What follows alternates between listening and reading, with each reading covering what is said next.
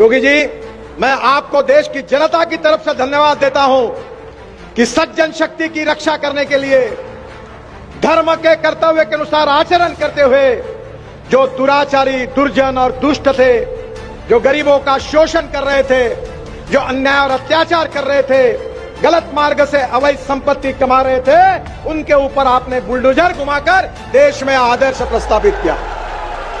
राजा ऐसा चाहिए जो अन्याय करने वाले को उखाड़ कर फेंकने वाला चाहिए, जो दुर्जनों को और दुष्ट लोगों का संहार करने वाला चाहिए। यही भगवान श्री कृष्ण में गीता में संदेश था। बुंदेलखंड और महाराष्ट्र का बहुत पुराना रिश्ता रहा है। हमारे सबके जीवन में बचपन से छत्रपति शिवाजी महाराज हमारे जीवन के आदर्श है और स्वाभाविक रूप से उनका वर्णन किया गया था। यशवंत, कीर्तिवंत, वरदवंत, सामर्थ्यवंत जानता राजा, निश्चय का महामेरु, बहुत जनासी आधारू, अखंड स्थिति का निर्धारू, श्रीमंत योगी।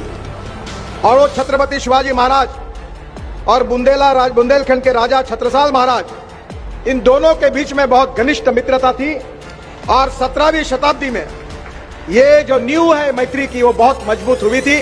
वो देश के इतिहास में बहुत महत्वपूर्ण है। ये वीरों की भूमि है और इसी भूमि पर एक इतिहास बना रहे हमारे योगी जी।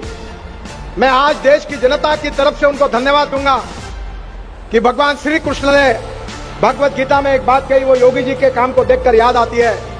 परित्राणाय साधूनाम विनाशाय दुष्कृताम धर्म संस्थापनार्थाय संभवामि युगे युगे। राजा ऐसा होना चाहिए जो मां बहनों की रक्षा करने वाला चाहिए। राजा ऐसा होना चाहिए जो सज्जनों की रक्षा करने वाला चाहिए। राजा ऐसा चाहिए जो अन्याय करने वाले को उखाड़ कर फेंकने वाला चाहिए, जो दुर्जनों को और दुष्ट लोगों का संहार करने वाला चाहिए। यही भगवान श्री कृष्ण में गीता में संदेश था। योगी जी, मैं आपको देश की जनता की तरफ से धन्यवाद देता हूं कि सज्जन शक्ति की रक्षा करने के लिए धर्म के कर्तव्य के अनुसार आचरण करते हुए जो दुराचारी, दुर्जन और दुष्ट थे, जो गरीबों का शोषण कर रहे थे, जो अन्याय और अत्याचार कर रहे थे, गलत मार्ग से अवैध संपत्ति कमा रहे थे, उनके ऊपर आपने बुलडोजर घुमाकर देश में आदर्श प्रस्थापित किया।